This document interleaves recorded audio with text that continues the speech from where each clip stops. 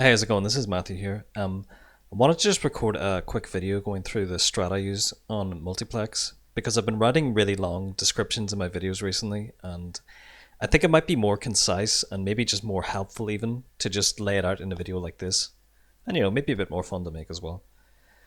So I'm going to do this in one take, so apologies if it gets kind of rambling. I'm going to try and make it as concise as possible. So first things first, you have the option of going either onto the jump plate or left at the start. It seems to me that very few people go left, only FIFA and CGN as far as I know. It's really a matter of personal preference, or so I've been told. I think I and most people just find it easier to do an MTS into the jump plate, land, and then get the shift boost here. Now, when it comes to getting the shift boost, it's going to depend on how much speed you get from that opening jump. So if you're anything like me, it'll probably vary how many side attacks you squeeze in. What I would say is it's important to squeeze in the side attacks quickly so you land with as much speed as possible. And then over time, you'll learn to kind of manipulate when you start pressing A, like here, in order to get the shift boost. So if you do like a lot of side attacks, you land with a lot of speed, you should press A sooner so you slow down. Whereas if you only do a few, you don't have a ton of speed, you can press A just right as you get here at the crest of the hill. Now I didn't get the shift boost in this run, but that's at least how you should go about it. So everything here is standard until this point. So I always try to get the inner left edge boost here. This is something, there's also a variety of ways, but this is what became most comfortable for me. After getting this, I do like a small quick turn. And when you're going for this MTS here, you don't really want to be at max speed when you're getting the shift boost. You don't want to be going all out to get as much speed as possible. You want to kind of, if you get the edge boost, you want to kind of delay it late. And then you're not like at your best when you're hitting this. But another key thing I found was to try and do it towards the left of the track. Like if you're central, at least with this approach, I haven't had much success. But it's probably going to be more helpful to view it at full speed. So that took me back to the start of the video, which is great.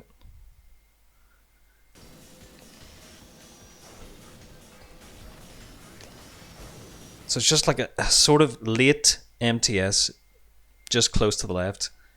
It's fiddly, but that's the most consistent approach I've found. You can, by the way, you get all sorts of trajectories off that sometimes. Sometimes you just get horrible angles you can't land with. This happened to be a beautiful angle this time, but your mileage may vary. Okay, so I can go back like 3 seconds like that. That's the shortcut I wanted.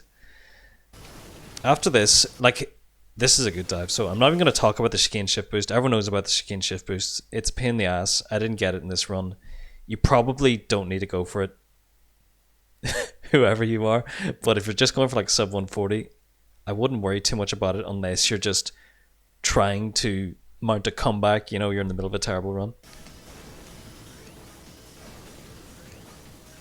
The rest, this point, is standard, like you know what's going on. Hitting edge boosts. When it comes to here, you have a choice of what mine boost you want to get on what laps. What I go for, I think, is the most standard, which is trying to get the 2 mine boosts on the right hand side the first lap. The reason I do this is that, to me, it's harder to get these two, so getting it out of the way early makes most sense. But other players, including CGN, go for the left hand side here. Ah, that's a shame. Yeah, it is. Now, this jump, CGN does this little strafe in midair to the left, like after he hits this. It seems to really like make you land with a better angle, and I found it did look good the few times I got it well, but I could not get consistent with it. I don't know what was wrong with me. So most people just don't do a strafe, just go up and down like that. This is so consistent, and I'd say it's what most people should just do. But you really need to focus on landing properly. You need to just make sure you flatten out, and that's how you get like smoothly over the bumps like this. Like, that wasn't even the best attempt. Let me get forward a bit. This wasn't the best, but it's still fine, and I did better on the next lap. It's something I find as well that it's more helpful the faster you're going. You can really just cleanly bounce over these bumps here. But this is like a surprisingly key part of this track. if you can get your boost stops off to a nice fast start, like managing these bumps cleanly, then you know you're really in good shape. And you want to do just like a little kind of right hand strafe over the second bump, just to open yourself up to quick turn into here, and then start boosting just kind of as you're going around that corner. But this is really the important part. So there's a variety of approaches people do to this, to getting the shift boost.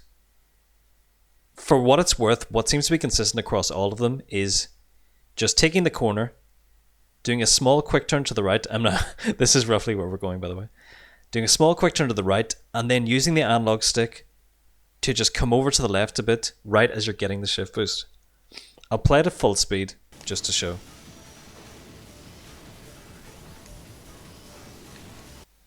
Like, this is really the key part that takes, as you can imagine, a while to get used to.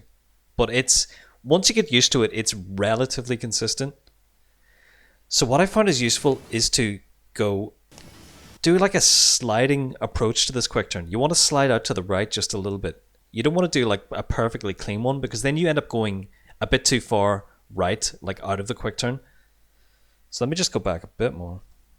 So you want to just slide out just a little bit, come around, and then when you're around here, as you're straightening out, you can boost. And you want to do that quick turn. You can do the quick turn after the booster. I know Naglaria does it that way. But as long as you do a quick turn to the right, just a little one, that's fine. I find if you do it too soon after you boost, you slide, which isn't helpful. So it's worth delaying it a little bit after you boost. So you want to boost, you want to hit the booster. And here, I feel like what's happening is you're not pointing parallel with this. You're kind of pointing to the right, but you want to be roughly parallel with the wall as you get the shift boost and get into the jump. So I think I can frame advance. You just want to just come over with the analog stick, just so that you're parallel here. That was like, Naglaria casually mentioned that in chat, and that kind of helped it click for me. As in, like, that's your goal with the movement with the analog stick.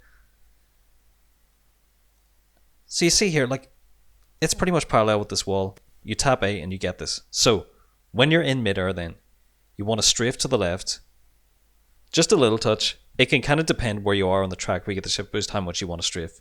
This is something, again, that just comes with practice. You just want to strafe a bit to the left and then boost into the landing. So just like a boost MT into the landing, you just boost and immediately start emptying. Like, this isn't even the fastest example, but it's fine. Okay, so moving on. This is also kind of key. This is an underappreciated part of this track. You want to boost kind of right before this booster. You don't want to boost in between. You want to boost right before, because then you get a nice long boost, and you can just hold A pretty much the whole way over that dirt patch. So just in case you don't know, you don't lose speed over the dirt patch when you're boosting. And if you watch like the top runs, this is something they do that I didn't clock for a while. They boost right before that, they get a nice big long boost, and they're holding A right up until they get here. And you see I didn't get any horrible gravelly noises or anything. Maybe you can't hear. And maybe I did get it slightly, but like this is fine. Just believe me, okay? I could have squeezed in another boost there. It depends on your energy. Like, energy management is big in this track. And like that, there's not much you can say about that. It's just something, like, you know exactly what happened there. This is really good speed by my standards. Again, just make sure you level out properly. That is the absolute key here. If you do that, everything falls into place. Like, this is just gravy after that. It really is. And then same deal as before. Only this was like, that could be the fastest speed I've ever gotten from that. That was really nice. So I didn't do what I was talking about in lap 2 there. Partly because I was kind of shitting myself because it was a good run. But also because as you approach the end, your energy management is really crucial. And it's something I never really mastered, because you're trying to balance what you're doing with your energy along with the the strain of having an actual good run you don't want to mess up. So it could have been beneficial to boost there, or even before that boost rate is passed. And the ending here, it's best, I think, to avoid this booster in most cases. You can boost right before it and you're fine. But if you hit it, then there's a period after where you're getting that boost and you can't manually boost. So that makes it kind of hard to get nice smooth speed into the rail slide. So I think most of the top players just kind of dodge this completely, and that's what I would normally go for, unless like I really needed the speed. It's something that's worth bearing in mind, because getting like nice and early into this rail slide is obviously good. And then Shit, rail slide. Made that noise. I don't know if that's okay, and just that could be some miserable like 0.1 PB. Yeah. Okay, well, that was the time. So that's basically what you need to do to get a sub 140. Like I'm happy enough with that run. Sub 140 was a bit more difficult than I'd expected, to be honest. But if you can get used to the jumps and boost laps, that's really the key part. Like there's no way around it. And yeah, hopefully that was useful in some way and not too rambling. I'm gonna shut up now. Alright, thanks.